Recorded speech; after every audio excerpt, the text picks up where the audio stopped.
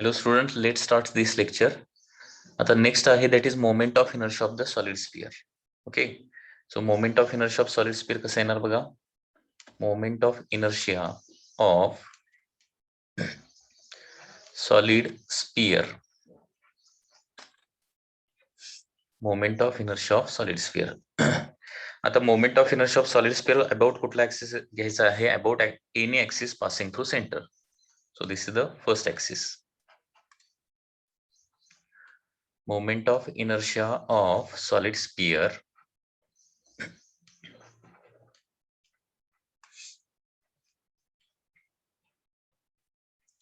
about any axis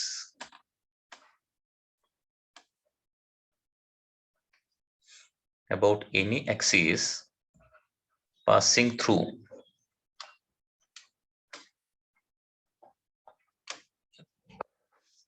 its center.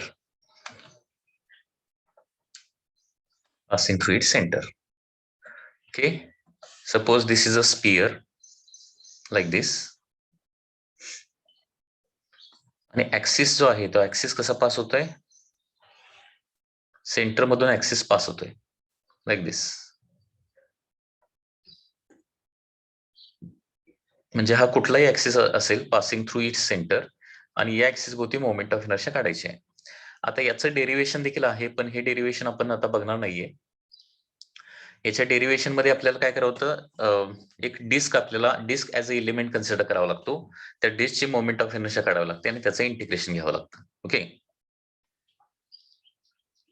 आता ते derivation जे आहे ते आपल्या बोर्ड सिलेबस मध्ये नाहीये थेरीला, आणि त्याच्यामुळे ते काही मी डेरिवेशन घेत नाही. डायरेक्टली याचा फॉर्म्युला बघूया. तर या ऍक्सिस भोवती मोमेंट ऑफ इनर्शियाचा फॉर्म्युला आहे 2/5 mr². Okay, so this is the final formula. Moment of inertia of the solid sphere हा एक इम्पॉर्टंट फॉर्म्युला आहे, लक्षात घ्या. Moment of inertia of solid sphere about an axis passing through its centre and passing through centre is 2/5 mr². आणि तर radius of gyration विचारले तर काय करायचं, एम काढून टाकायचं, बाकीच्याचं स्क्वेअर रूट घ्यायचं. So √2/5 into R. So this is the radius of gyration. आता याच्यानंतर याच्यामध्ये second, moment of inertia about any tangent. Moment of inertia of solid sphere about any tangent.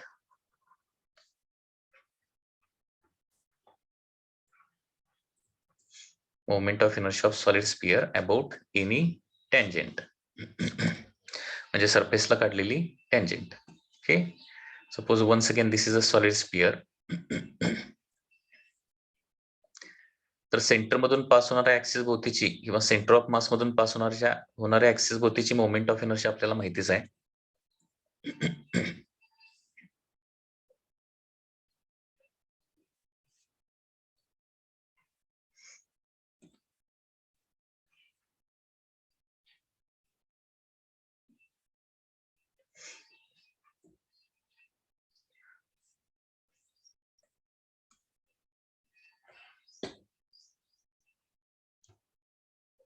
So this is the axis passing through its center of mass किंवा centre. आणि दुसरा जो axis घ्यायचा आहे that is parallel to this and tangent to the sphere like this. Okay, तर या axis भोवतीची moment of inertia त्याला आयसी म्हणूया, आणि या ऍक्सिस भोवतीची मोमेंट ऑफ इनर्शिया त्याला आयओ म्हणूया. आणि इथे दोन पॅरलल ऍक्सिस आपल्याला दिसायला लागलेत, आणि त्याच्यामुळे काय करू शकतो, इथे आपण पॅरलल ऍक्सिस थेरम यूज करू शकतोय. Bye parallel axis theorem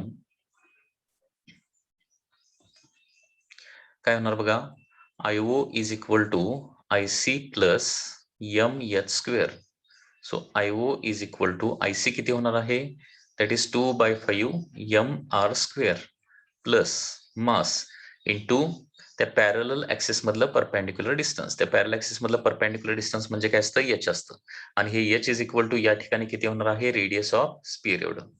wear R is the radius of sphere and M is the mass of the sphere. So M into r². So moment of inertia will be given by formula 2/5 mr² plus mr². That is 7/5 mr square. So this is the moment of inertia about the tangent. आता इथं radius of gyration जर काढायची झाली तर याच्यातला मास replace करा, मास काढून टाका, सॉरी मास रिमूव्ह करायचा आहे, बाकीच्याचा स्क्वेअर रूट घ्यायचा आहे. सो √7/5 इंटू r येणार आहे. Okay, so this is the moment of inertia of solid sphere about any tangent.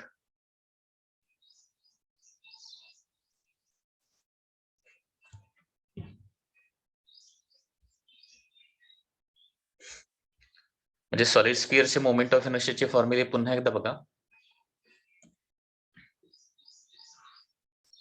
Short मध्ये, एकच डायग्राम मध्ये आपण बघूया. So once again this is a solid sphere. This is the first axis which is passing through centre. Centre मधून pass होणारा axis आहे आणि हा का आहे, टँजेन्शियल ऍक्सिस आहे. ओके, आणि हा आणखी एक बाहेरचा कुठला तरी ऍक्सिस घेऊया. About axis 1, about axis 2 and about axis 3. Okay, तिन्ही ऍक्सिस भोवतीचे मोमेंट ऑफ इनर्शियाचे फॉर्म्युले तुम्हाला माहिती पाहिजेत. ओके, तर फर्स्ट ऍक्सिस भोवतीची मोमेंट ऑफ इनर्शिया किती येणार आहे, दॅट इज 2/5 mr स्क्वेअर. हे पाठ करायचे आहेत फॉर्म्युले. ओके, अबाउट टॅन्जेंट असणार आहे 7/5 mr स्क्वेअर. आणि सपोज एक बाहेरचा ऍक्सिस आहे आणि तो सपोज किती आहे, h डिस्टन्सला आहे, h डिस्टन्सला. तर थर्ड ऍक्सिस भोवती moment of inertia 2/5 mr square असणारच आहे. म्हणजे पॅरलल ऍक्सिस थेरम वापरावा लागेल, IC प्लस mh स्क्वेअर. म्हणजे 2/5 mr square plus mh square. Okay, या पद्धतीनं moment of inertia of solid स्फियरचे फॉर्म्युले आहेत. त्याच पद्धतीनं moment of inertia of hollow sphere बघूया आता. Moment of inertia of hollow sphere about different axis. Directly एकाच डायग्राम मध्ये दाखवूया ते. Moment of inertia of hollow sphere.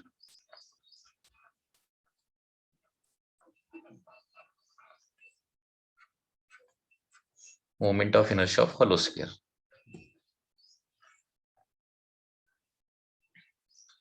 Suppose this is a very thin hollow sphere. म्हणजे याला thickness जो आहे तो निग्लिजिबल आहे. थिकनेस जो आहे तो निग्लिजिबल आहे. आणि थिकनेस निग्लिजिबल असल्यामुळे काय होणार आहे, इनसाइड रेडियस आणि आउटसाइड रेडियस जवळपास काय असणार आहेत, सेम असणार आहेत. लक्षात येते का? थिन स्पियर म्हणजे लक्षात आलं का बघा, moment of inertia of thin hollow sphere. Okay, इथं थिन हा वर्ड महत्वाचा आहे. म्हणजे थिकनेस निग्लिजिबल आहे, याचं मास नेहमीप्रमाणे m आहे आणि रेडियस किती आहे, radius is equal to r आहे. आणि याच्यामध्ये आत काय असणार आहे, कॅव्हिटी असणार आहे. आणि इनसाइड थिकनेस आणि आउटसाइड इनसाइड रेडियस आणि आउटसाइड रेडियस काय आहे, अप्रॉक्सिमेटली सेम आहे. आणि त्याच्यामुळे ते आपण लिहित नाही, लक्षात घ्या. ओके, सो थिन हॉलो स्पियरचा पहिला ऍक्सिस कुठला असणार आहे, first axis is axis passing through it's center of mass. First axis is axis passing through its center of mass. Okay, so this is the first axis. Center of mass मधून pass होणाऱ्या axis भोवतीची moment of inertia, याचा मास m आहे, radius r आहे. आणि दुसरा जो axis आहे दॅट इज टँजेन्शियल. ओके, या ऍक्सिस भोवती सेकंड ऍक्सिस, याला ऍक्सिस नंबर 1 म्हणूया, याला ऍक्सिस नंबर 2 म्हणूया. आणि बाहेरचा एखादा ऍक्सिस जो स्पियरच्या पूर्णपणे काय आहे, बाहेर आहे, थर्ड ऍक्सिस. ओके, तर moment of inertia about first ऍक्सिसचा फॉर्म्युला आहे 2/3 mr square. So automatically radius of gyration about first axis किती येणार आहे, √2/3 इंटू r होणार आहे. त्याच्यानंतर सेकंड ऍक्सिस भोवती काढायचं असेल तर पॅरलल ऍक्सिस थेरम वापरावा लागेल. म्हणजे I1 प्लस mh स्क्वेअर म्हणजे 2/3 mr square plus mr square होणार. बरोबर आहे ना, 2/3 mr square plus mr square म्हणजे टोटल किती होणार बघा, 2/3 mr square plus mr square म्हणजे 5/3 mr स्क्वेअर होणार. आणि या ऍक्सिस भोवती रेडियस ऑफ गायरेशन मग √5/3 इंटू r होणार आहे. आणि थर्ड ऍक्सिस भोवती 2/3 mr square that is IC plus mh square म्हणजे पॅरलल ऍक्सिस थेरम वापरायचं आहे. Okay, plus mh square. Okay, तर या पद्धतीने moment of inertia of thin hollow sphere आहे. आता हा थिन हॉलो स्पियर ऐवजी हा जर थिक हॉलो स्पियर असता तर फॉर्म्युले काय आले असते बघा. थिन हॉलो स्पियर ऐवजी जर हा थिक हॉलो स्पियर असता तर याचा फॉर्म्युला काय आला असता? Moment of inertia of thick hollow sphere.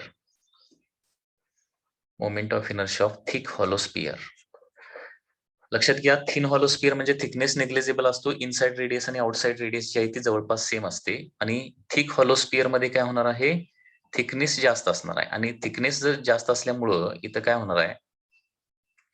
Inside radius आणि आउटसाइड रेडियस जी आहे ती डिफरंट असणार आहे आणि ती मेजरेबल असणार आहे. So this is the inside cavity.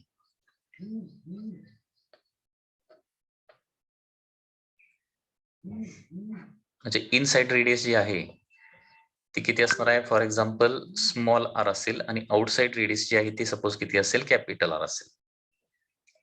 तर वन्स अगेन फर्स्ट ऍक्सिस म्हणजे कुठला? Axis passing through its centre of mass. Okay, तर या ऍक्सिस भोवतीची मोमेंट ऑफ इनर्शिया, त्याला I1 म्हणूया. त्याच्यानंतर axis which is tangent to the sphere,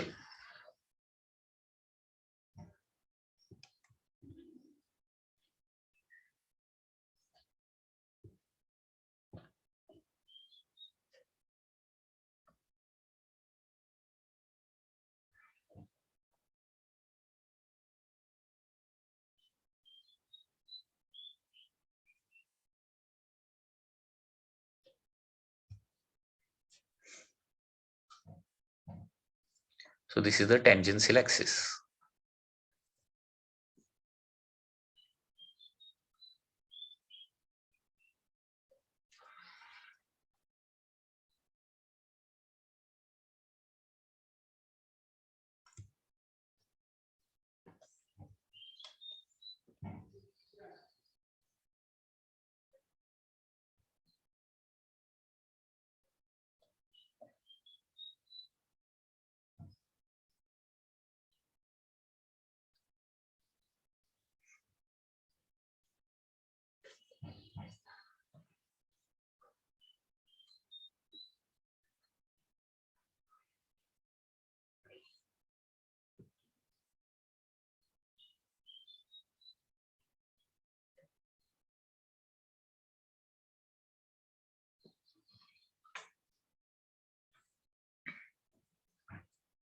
So this is axis number 1 and this is the axis number 2.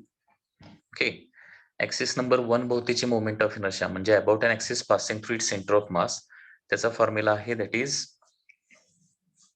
Equal to 2/5 आहे. पुन्हा एकदा 2/5 m in bracket r⁵ minus r⁵ divided by r³ minus r³. Okay, 2/5 m r⁵ minus r⁵ divided by r³ minus r³. Okay, so this is the formula. आणि second axis होते काय होणार? मग याच्यामध्ये फक्त mr² एक ऍड होणार आहे. So 2/5 m in bracket r⁵ minus small r⁵ divided by r³ minus small r³ plus mr². mr², कारण या दोन ऍक्सिस मधलं डिस्टन्स किती होणार आहे? कॅपिटल आर एवढं होणार आहे. ओके, लक्षात येते का? बघा, या पद्धतीने moment of inertia of thick hollow स्पियरचा फॉर्म्युला आहे.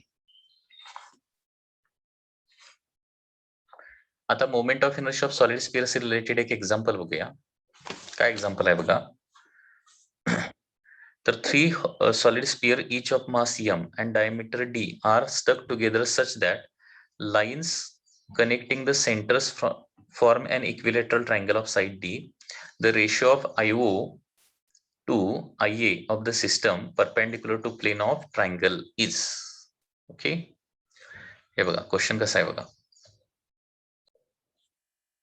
3 solid sphere each of mass small m and diameter d are stuck together such that lines connecting the spheres. Okay, म्हणजे हे 3 स्पियर आहेत आणि त्या स्पिअरच्या सेंटरला लाईन कनेक्ट केल्या तर काय तयार होणार आहे, इक्विलॅटरल ट्रायंगल तयार होणार आहे. Form an equilateral triangle.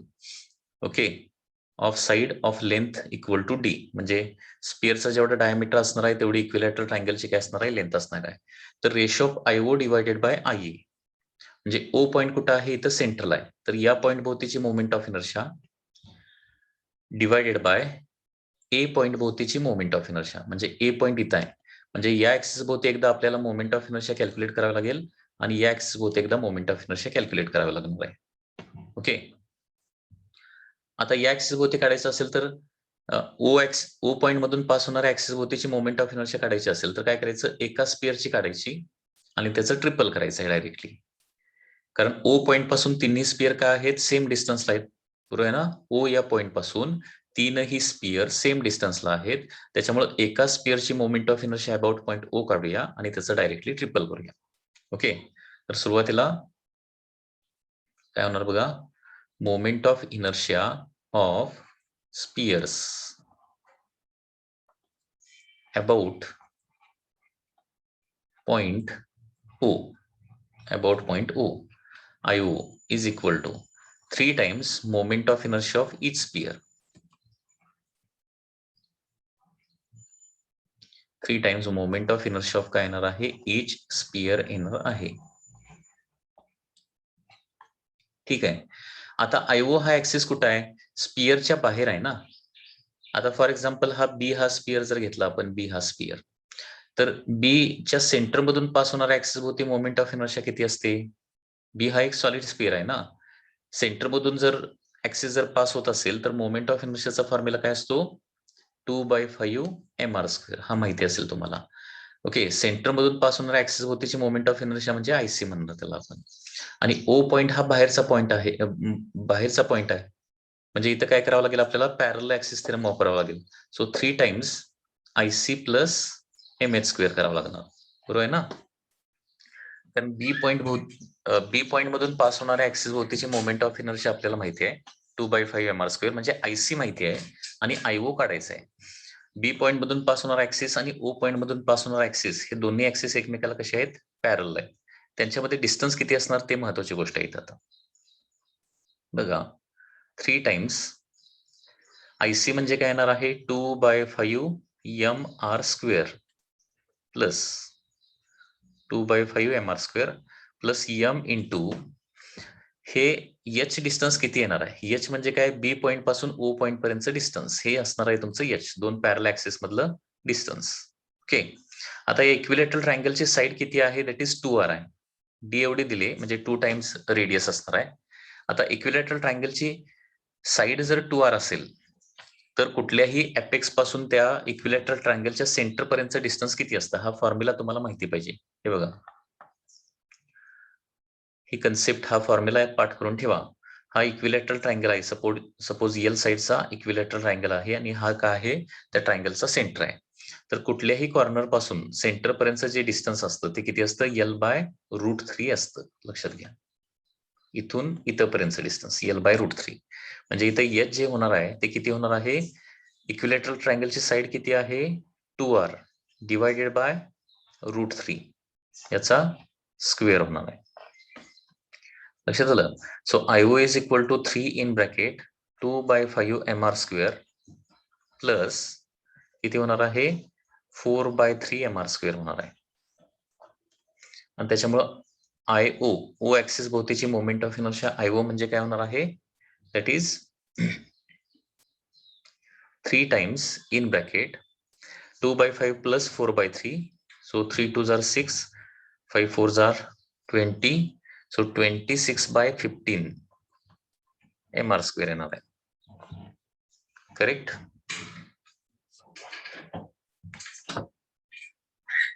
26/15 mr² म्हणजे ओ पॉईंट भोवतीची मोमेंट ऑफ इनर्शिया होणार आहे 3 ने 15 ला डिवाइड केलं तर 26/5 mr².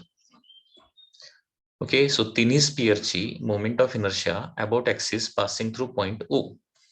ओके, आता ओ ला काय करणार आहे मी, तिन्ही स्पिअरचा सेंटर ऑफ मास कन्सिडर करणार आणि त्याच्यावरून काय करणार आहे, ए ऍक्सिस भोवतीची मोमेंट ऑफ इनर्शिया काढणार आहे. आता पुन्हा एकदा बघा,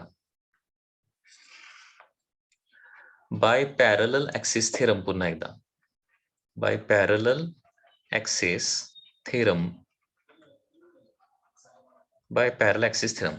या 3 स्पिअरला आपण एकच बॉडी आहे असं जर कन्सिडर केलं, 3 स्पिअरला एकच बॉडी आहे असं आपण जर कन्सिडर केलं, तर त्याचा सेंटर ऑफ मास कुठं असणार आहे? ओ ला असणार आहे. सेंटर ऑफ मास कुठं असणार आहे? ओ ला असणार. आणि ए जो आहे तो सेंटर ऑफ मास सोडून बाहेरचा पॅरल ऍक्सिस आहे. ओके, मग बाय पॅरल ऍक्सिस थेरम, हे बघा अगोदर पॅरल ऍक्सिस थेरमचं स्टेटमेंट लिहितो. IO is equal to IC plus M H square लिहिणार. याच्यामध्ये सगळे रिप्लेस करावे लागतील.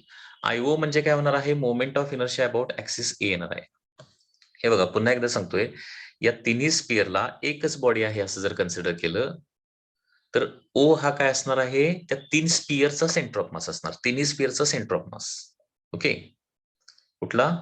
ओ हा पॉइंट. त्याच्यामुळे आयसीच्या ठिकाणी काय ठेवणार आहे? आयओ ठेवणार. आणि ए हा जो ऍक्सिस आहे तो सेंटर ऑफ मास सोडून बाहेरचा ऍक्सिस आहे. So IA is equal to IO plus, okay, किंवा हे मेन स्टेटमेंट लिहायला नको, नाहीतर अदरवाईज तुम्हाला कन्फ्युजन होण्याची शक्यता आहे. डायरेक्टली फॉर्म्युला लिहूया. बाहेरच्या ऍक्सिस भोवतीची मोमेंट ऑफ इनर्शिया म्हणजेच काय? ए ऍक्सिस भोवतीची मोमेंट ऑफ इनर्शिया, बरोबर. बाहेरच्या ऍक्सिस भोवतीची मोमेंट ऑफ इनर्शिया म्हणजे ए ऍक्सिस भोवतीची moment of inertia is equal to centre of mass मधून पास होणाऱ्या ऍक्सिस भोवतीची मोमेंट ऑफ इनर्शिया. आता तिन्ही स्पिअरचा सेंटर कुठं असणार आहे? ओ या ठिकाणी, प्लस संपूर्ण सिस्टमचा मास किती असणार आहे? 3m इंटू या दोन ऍक्सिस मधलं डिस्टन्स, म्हणजे ओ आणि ए मधलं डिस्टन्स ते आताच आपण काढलं होतं. ते ऍक्सिस किती असतं? 2r डिवायडेड बाय √3 असतं. 2r डिवायडेड बाय √3 स्क्वेअर, बरोबर आहे ना? Parallel axis theorem, IA is equal to IO plus 3m in bracket 2r by √3 चा स्क्वेअर. आता हे IA किती येणार बघा? 26/5 mr स्क्वेअर. हा जेई मेनला आलेला प्रॉब्लेम आहे, लक्षात घ्या. जेई मेन्स एक्झामला या वर्षी किंवा लास्ट इयरला हा आलेला प्रॉब्लेम आहे. 26/5 mr square plus 3m 4r square by 3. Okay, here 3 get cancel.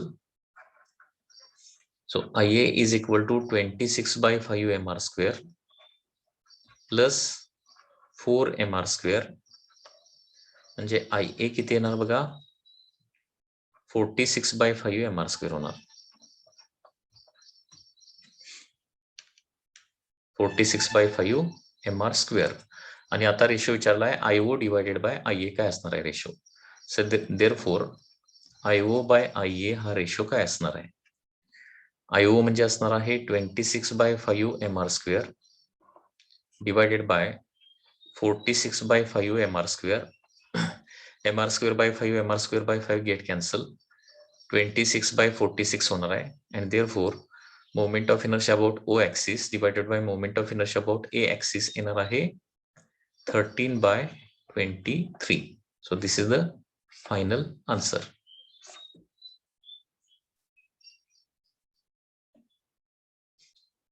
हे बघा पुन्हा एकदा रिवाइज करतो मी. सुरुवातीला moment of inertia about axis O काढायला सांगितले. आता O ऍक्सिस भोवती एका स्पिअरची मोमेंट ऑफ इनर्शिया जेवढी असणार आहे, ओके, म्हणजे ए स्पिअरची जेवढी असणार तेवढीच बी स्पिअरची असणार, तेवढीच काय असणार आहे? सी स्पिअरची असणार आहे. म्हणजे एका स्पिअरची मोमेंट ऑफ इनर्शिया काढायचं O पॉईंट भोवती आणि त्याचं ट्रिपल करायचं, बरोबर आहे ना? कारण तिन्ही स्पिअर O पॉईंट पासून सेम डिस्टन्सला आहेत, इक्वल डिस्टन्सला आहेत, बरोबर. So moment of inertia about O is equal to काय लिहिलंय? त्याच्यामुळे 3 times moment of inertia of each sphere लिहिलंय. Okay, so moment of inertia about point O is equal to 3 times. आता O हा जो पॉइंट आहे तो स्पिअरच्या बाहेर आहे, म्हणजे काय करावं लागेल आपल्याला? पॅरल ऍक्सिस थेरम वापरावं लागेल. मग 3 times IC plus MH square करावं लागणार. IC म्हणजे स्पिअरच्या सेंटर ऑफ मास मधून पास होणाऱ्या ऍक्सिस भोवतीची मोमेंट ऑफ इनर्शिया, म्हणजे किती? 2/5 mr square plus centre of mass मधून पास होणारा ऍक्सिस आणि O पॉईंट मधून पास होणारा ऍक्सिस यांच्यामधलं डिस्टन्स. आता यांच्यामधलं डिस्टन्स म्हणजे काय येते? इक्विलॅटरल ट्रायंगलच्या एका कॉर्नर पासून इक्विलॅटरल ट्रायंगलच्या सेंटर पर्यंतचा डिस्टन्स. तर त्याच्यासाठी हा फॉर्म्युला तुम्हाला पाठ पाहिजे. म्हणजे इक्विलॅटरल ट्रायंगलची साईड जर L असेल तर कुठल्याही कॉर्नर पासून सेंटरचं डिस्टन्स किती असतं? L/√3 असतं. L/√3. त्याच्यामुळे 2/5 mr स्क्वेअर प्लस m काय होणार आहे? इथं साईड किती येणार आहे? L ऐवजी 2r येणार आहे. 2 times radius of the sphere. एका स्पिअरची रेडियस आर असणार, दुसऱ्या स्पिअरची रेडियस आर असणार, त्याच्यामुळे इक्विलॅटरल ट्रायंगलची साईड किती होणार आहे? 2r होणार आहे. सो 2r/√3 हे डिस्टन्स येणार आहे याचा स्क्वेअर. आणि अशा प्रकारे कॅल्क्युलेशन केलं तर moment of inertia about point A येणार आहे 26/5 mr². आता ओ पॉइंट भोवतीची मोमेंट ऑफ इनर्शिया आपल्याला मिळाली आहे. आता ए पॉइंट भोवतीची मोमेंट ऑफ इनर्शिया काढायची आहे. तर पुन्हा एकदा या 3 स्पिअरला एकच बॉडी आहे असं अज्युम केलं आपण. तिन्ही स्पिअरला आपण एकच बॉडी आहे असं अज्युम केलं तर ओ हा जो पॉइंट काय होणार आहे? तिन्ही स्पिअरचा सेंटर ऑफ मास होणार. 3 स्पिअरचा सेंटर ऑफ मास, बरोबर आहे ना? ओ हा जो पॉइंट आहे ते 3 स्पिअरचा सेंटर ऑफ मास आहे आणि त्या ऍक्सिस भोवती मोमेंट ऑफ इनर्शिया आपण काढलेली आहे. आता ए हा काय होणार आहे? हा आउटसाइडचा ऍक्सिस असणार आहे. म्हणजे ओ पॉइंट भोवती माहिती आहे आणि ए पॉइंट भोवती काढायचं असेल तर इथं आपल्याला काय करावं लागेल? पॅरलल ऍक्सिस थेरम यूज करावा लागणार आहे. And therefore IA is equal to काय होणार आहे? IO plus mass into perpendicular distance square. So IA is equal to IO किती आहे? 26/5 mr². परत मास कोणाचं घ्यायचं आहे? तिन्ही स्पिअरचं मास. कारण तिन्ही स्पिअरला आपण एक बॉडी कन्सिडर करायला लागलोय. एका स्पिअरचं मास m आहे, म्हणजे त्या तिन्ही स्पिअरची जी एक बॉडी तयार होणार आहे त्याचं मास किती होणार आहे? 3m. इंटू पुन्हा एकदा डिस्टन्स ओ पॉइंट आणि ए पॉइंट मधलं डिस्टन्स म्हणजे किती येणार आहे? 2r/√3 याचा स्क्वेअर. आणि हे सगळं सॉल्व्ह केल्यानंतर मोमेंट ऑफ इनर्शिया अबाउट ए येते किती? 46/5 mr². ओके. आणि त्याच्यानंतर फायनल आन्सर येणार आहे यांचा ratio, that is IO divided by IA. आणि हे सॉल्व्ह केल्यानंतर काय येणार आहे आन्सर?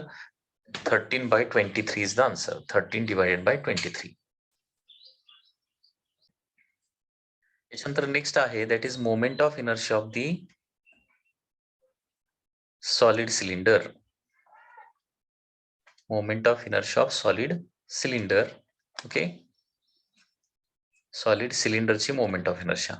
तर त्याचा फर्स्ट ऍक्सिस आहे. First axis is axis passing through किंवा axis is along its natural axis. Axis of rotation is along its natural axis.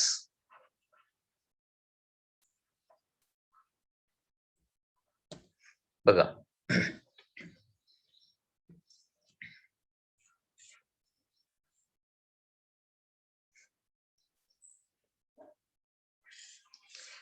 suppose this is a solid cylinder.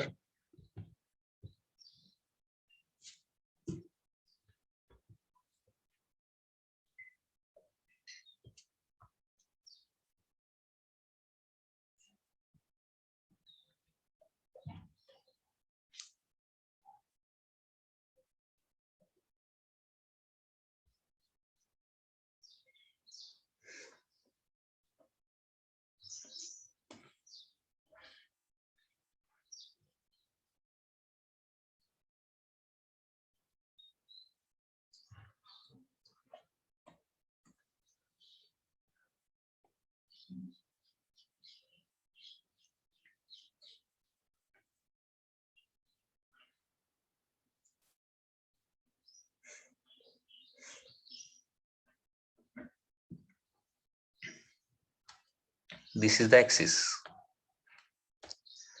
आता या ऍक्सिस भोवती जर सिलेंडर फिरत असेल, याचं मास वन्स अगेन m असेल आणि रेडियस जर r असेल तर याच्या मोमेंट ऑफ इनर्शियाचा फॉर्म्युला काय येणार आहे?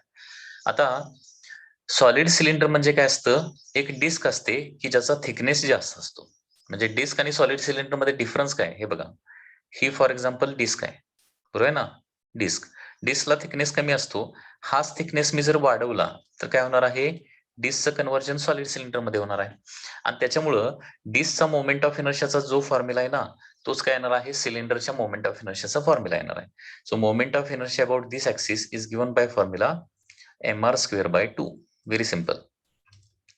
म्हणजे जो डिस्कचा फॉर्म्युला आहे तोच सॉलिड सिलेंडरचा फॉर्म्युला आहे. लक्षात येतंय? म्हणजे सेंटर ऑफ मास मधून पास होणाऱ्या ऍक्सिस भोवतीची मोमेंट ऑफ इनर्शिया या पद्धतीने येणार आहे, along natural axis. Second, axis tangent and parallel to length.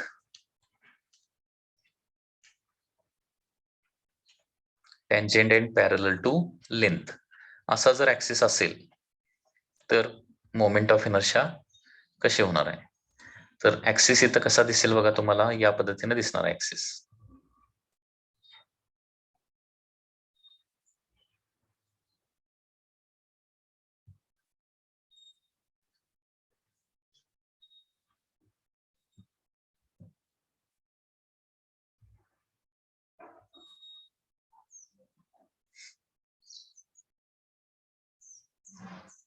म्हणजे ऍक्सिस कसा असणार आहे? Tangent and parallel to the length, like this.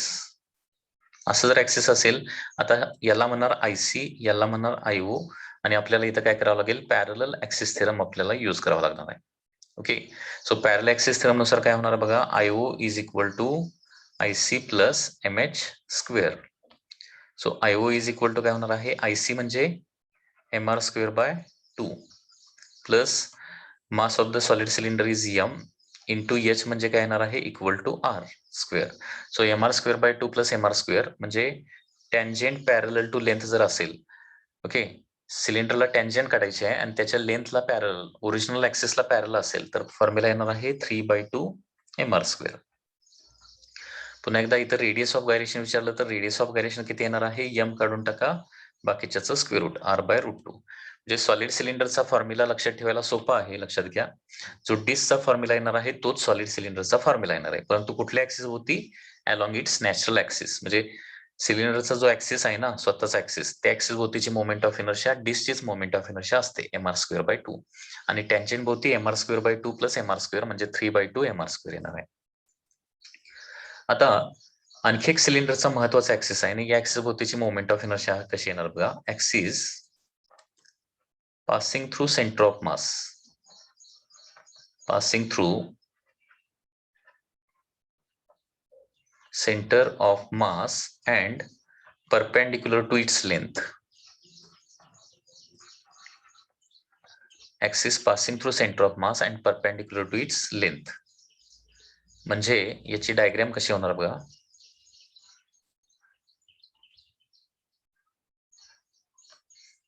So this is the cylinder. Okay, हा त्याचा नॅचरल ऍक्सिस आहे आणि आताचा जो आपण ऍक्सिस डिस्क्राईब केलेला आहे, थर्ड ऍक्सिस, तो कसा आहे? त्याच्या सेंटर ऑफ मास मधून पास होणार आणि परपेंडिक्युलर टू लेंथ हा ऍक्सिस आहे, लक्षात घ्या.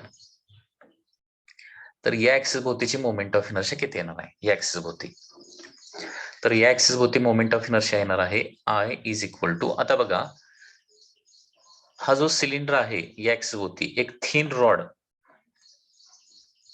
असा ऍझ्युम करू शकताय तुम्ही की हा जो ऍक्सिस आहे या ऍक्सिस भोवती या सिलेंडरला असं ऍझ्युम करू शकताय की हा सिलेंडर म्हणजे एक थिन रॉड आहे.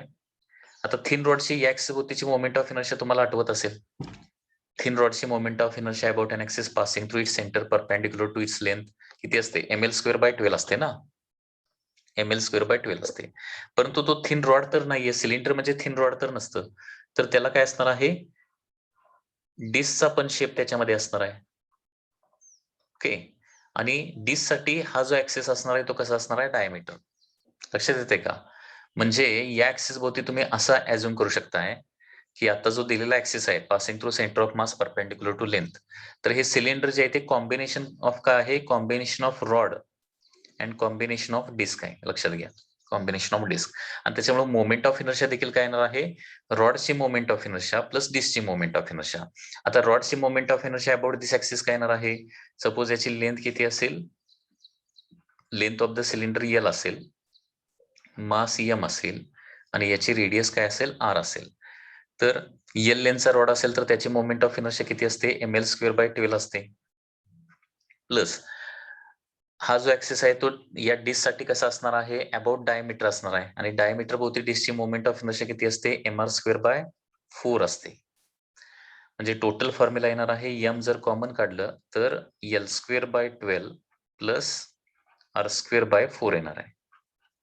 म्हणजे मोमेंट ऑफ इनर्शिया कशी लक्षात ठेवायची, लक्षात आलं का बघा. म्हणजे हा जो सिलेंडर आहे त्याला as a combination of rod and disc आपण कन्सिडर करू शकतो. आणि त्याच्यामुळे सिलेंडरची या ऍक्सिस भोवतीची मोमेंट ऑफ इनर्शिया म्हणजे काय येणार आहे, रॉडची moment of inertia that is ml²/12 plus डिशची moment of inertia about the diameter. डिशची moment of inertia about diameter असते mr²/4. सो ml²/12 प्लस काय येणार आहे, mr²/4 येणार आहे. ओके. आणि तोच मग आता ऍक्सिस बाहेरचा घेतला, इकडचा ऍक्सिस घेतला तर मग काय करावं लागेल आपल्याला, पॅरलल ऍक्सिस थेरम यूज करावा लागणार आहे. ओके. म्हणजे फोर्थ ऍक्सिस असा असेल, ऍक्सिस passing through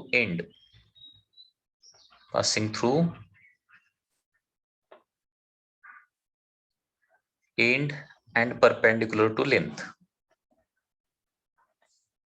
या ऍक्सिस भोवतीची. हे बघा, हा सिलेंडर आहे, सॉलिड सिलेंडर, आणि ऍक्सिस कसा पास होतोय, हा एंडचा जो फेस आहे त्या फेस मधून ऍक्सिस पास होतोय, लक्षात घ्या, इथून ऍक्सिस पास होतोय, इथून ऍक्सिस पास होणार आहे. मग आता इथे देखील काय करू शकताय, it is a combination of rod and the disc. Okay, म्हणजे मोमेंट ऑफ इनर्शिया कसं येणार बघा, थिंक कसं करायचं आहे हे महत्वाचं आहे.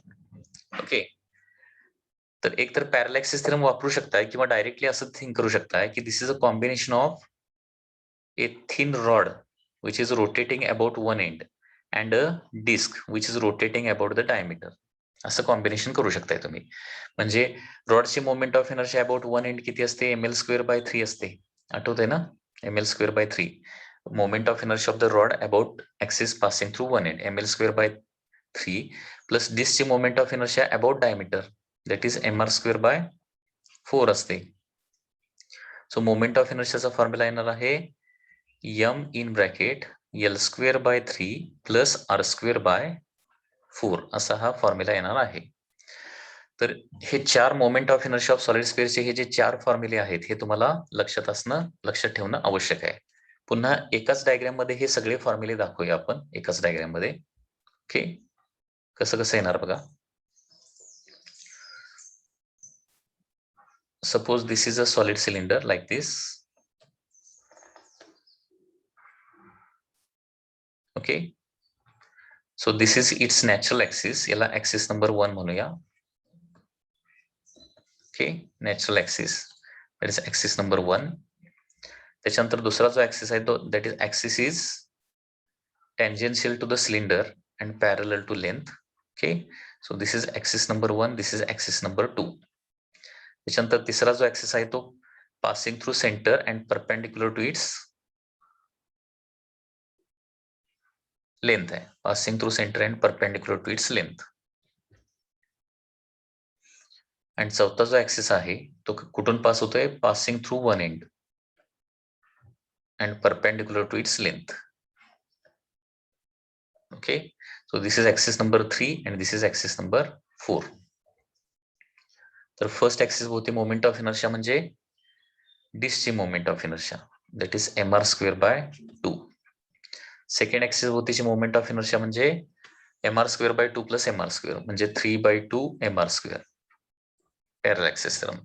थर्ड ऍक्सिस भोवतीची मोमेंट ऑफ इनर्शिया म्हणजे काय येणार आहे, combination of rod and the disc. हे लक्षात ठेवा, combination of rod and the disc म्हणजे m in bracket l²/12 plus r² काय येणार आहे, 4 येणार आहे. आणि फोर्थ ऍक्सिस भोवतीची मोमेंट ऑफ इनर्शिया म्हणजे पुन्हा एकदा रॉड आणि डिस्कचं कॉम्बिनेशन. तर रॉडची मोमेंट ऑफ इनर्शिया काय येणार आहे, l²/3 येणार प्लस डिस्कची किती येणार आहे, r²/4 येणार आहे. तर या पद्धतीने सॉलिड सिलेंडरचे सगळ्या ऍक्सिस भोवतीचे मोमेंट ऑफ इनर्शियाचे फॉर्म्युले तुम्ही पाठ करू शकताय. आता हा झाला सॉलिड सिलेंडर. जसा सॉलिड सिलेंडर आहे तसाच हॉलो सिलेंडर देखील आहे.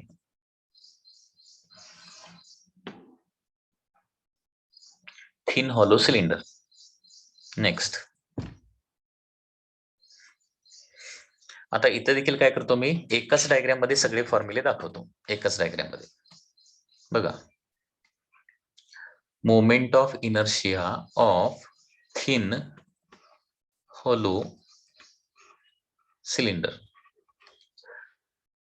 आता इथं पुन्हा एकदा महत्वाचा वर्ड काय आहे, थिन हॉलो सिलेंडर आहे, म्हणजे थिक नाही येतो, थिन आहे. म्हणजे इनसाइड रेडियस आउटसाइड रेडियस जवळपास काय आहे, सेम आहे, डिफरंट नाही आहेत. थिकनेस निग्लेजिबल आहे, थिन हॉलो सिलेंडर. ठीक आहे. आता याचे डिफरंट ऍक्सेस कुठले येणार बघा. So this is the hollow cylinder.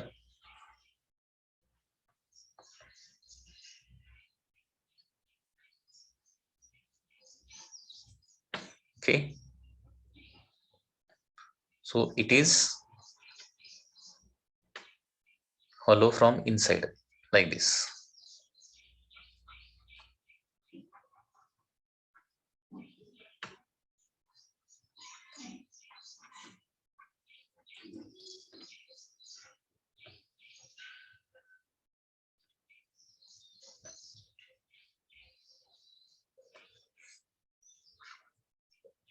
So this is the first axis, its natural axis.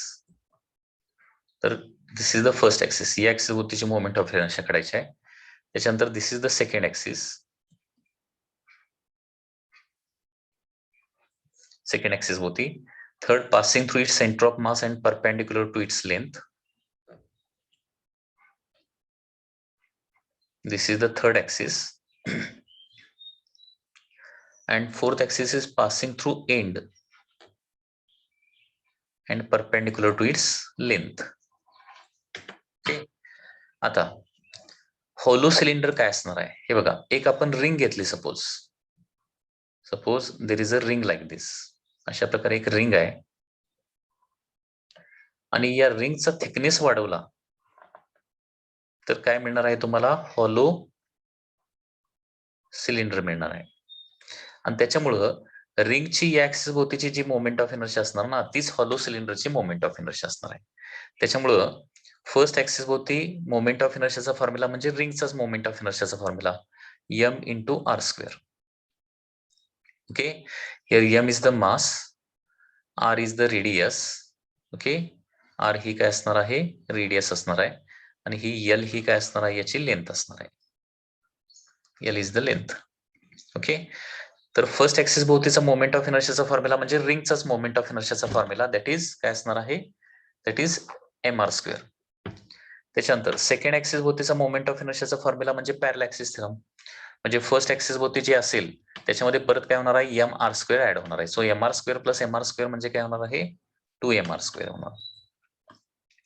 Third axis, आता पुन्हा एकदा बघा, थर्ड ऍक्सिस भोवतीची मोमेंट ऑफ इनर्शिया म्हणजे थर्ड ऍक्सिस हा कसा आहे, perpendicular to length of the cylinder आहे. म्हणजे याला पुन्हा एकदा काय कन्सिडर करू शकताय, थर्ड ऍक्सिस साठी एक रॉड आणि एक ring which is rotating about the diameter, या दोघांचं कॉम्बिनेशन घेऊ शकताय, रॉड आणि रिंगचं कॉम्बिनेशन थर्ड ऍक्सिस म्हणजे. मग रॉडची किती येणार आहे, m in bracket l square by 12 येणार प्लस रिंगची अबाउट डायमीटर किती असते, रिंगची about diameter m R square by 2 असते, m R square by 2. So third axis भोवती येणार आहे m in bracket l square by 12 plus M R square by, sorry m common काढलेला आहे, m in bracket l square by 12 plus काय होणार आहे, R square by 2 येणार आहे. ठीक आहे. आणि फोर्थ ऍक्सिस भोवतीची मोमेंट ऑफ इनर्शिया म्हणजे पुन्हा एकदा आपल्याला इथं एक रॉड आणि रिंगचं कॉम्बिनेशन घ्यावं लागेल आणि रॉड जो आहे तो काय येणार आहे, एका एंड भोवती रिव्हॉल्व होत आहे. रॉडची moment of inertia about one end किती असते, एम एल स्क्वेअर बाय 3 असते प्लस रिंगची moment of inertia about diameter m R square by 2 असते. Okay, m R square by 2. तर या पद्धतीनं moment of inertia of thin hollow cylinder येणार आहे. Moment of inertia of thin hollow cylinder. Okay, या पद्धतीने हे लक्षात ठेवा. त्याच्यानंतर moment of inertia of solid cone and moment of inertia of the hollow cone. हे बघा, नेक्स्ट आहे मोमेंट ऑफ इनर्शिया ऑफ, सुरुवातीला सॉलिड कोन बघूया. Moment of inertia of solid cone. आता डायरेक्टली डायग्राम आणि दोन ऍक्सिस भोवतीची मोमेंट ऑफ इनर्शियाचे फॉर्म्युले बघा कसे येणार. So this is a solid cone.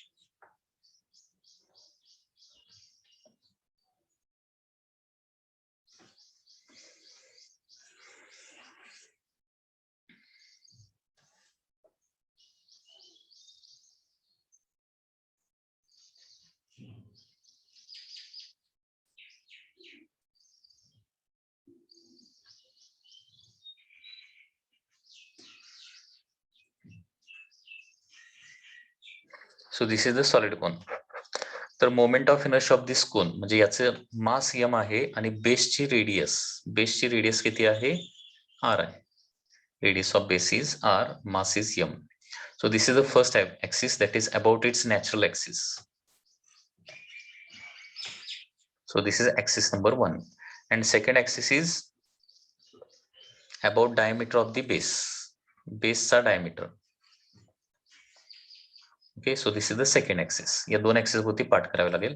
So moment of inertia about first axis आहे that is 3/10 mr square. 3/10 mr square, that is moment of inertia about the natural axis. Second, moment of inertia about diameter of the base, याचा formula आहे that is 3/20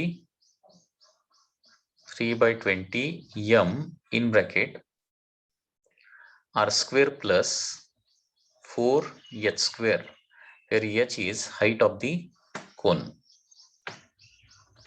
H is the height of the cone. So 3/20 m in bracket r square plus 4h square. This is the moment of inertia of the solid cone. And after that, next is the moment of inertia of hollow cone, of thin hollow cone. Thin hollow cone. म्हणजे once again हा जो कोन आहे, okay, हा फक्त thin असणार आहे.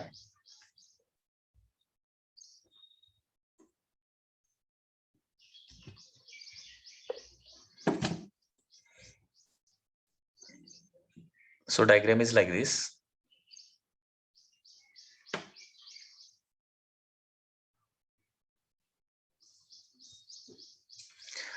तर याचा फर्स्ट ऍक्सिस भोवतीची मोमेंट ऑफ इनर्शिया येणार आहे moment of inertia about its natural axis, that is mr²/2. म्हणजे mr²/2 हा फॉर्म्युला कोणाचा आहे, डिसचा फॉर्म्युला, म्हणजे डिसचाच फॉर्म्युला परत इथे येतोय. So it is hollow from inside like this.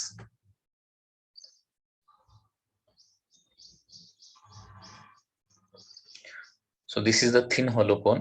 So moment of inertia about thin hollow cone about its natural axis will be mr²/2. So these are the formulae for moment of inertia of the cone. तर आतापर्यंत जेवढे सगळे फॉर्म्युले आपण moment of इनर्शियाचे बघितलेले आहेत ते सगळे तुम्हाला पाठच असणं आवश्यक आहे. ओके, ते व्यवस्थित जर अंडरस्टँड करून घेतले तर इझिली पाठ होतात. अंडरस्टँड केले नाही कन्सेप्ट कसे फॉर्म्युले येतात तर ते तुम्हाला कधीच पाठ होणार नाहीये. Okay, so this is all for today's lecture of the physics.